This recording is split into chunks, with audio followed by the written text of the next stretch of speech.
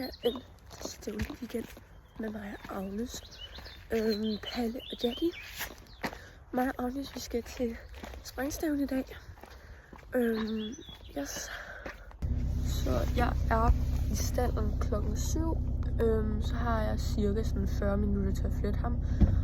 Så fredagen før vasker min veninde hans ben, og så kører vi egentlig bare ud til tæt. Da vandet kommer på tæt, begyndte vi bare at flette, og Palle han skulle have rosenknopper og en fletning i halen.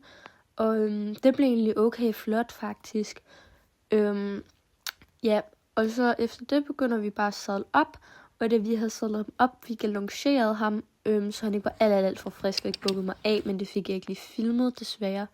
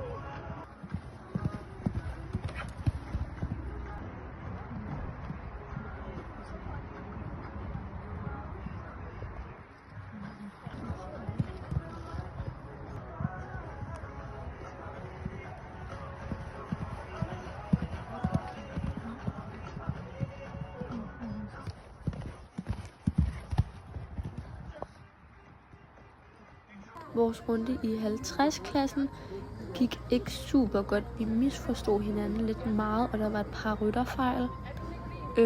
Og så faldt jeg af og blev diskvalificeret. Men vores 60-runde gik virkelig godt, og den fik vi fejlfri, hvor han bare var mega godt, og han løb bare mod alle springende, virkelig dejlig fart, og han var dejlig frisk. Og Palle var bare mega sød hele stævnedagen, og var dejlig frisk og sådan noget, ikke? Og da jeg havde reddet alle mine klasser, så trak vi ham egentlig bare hjem igen og sadlede af og mudede, og så blev han fodret. Vi er rigtig tilfredse med stævndagen i forhold til, det var mig og Palles første stævn. Så tusind tak for, at I så med i den her video.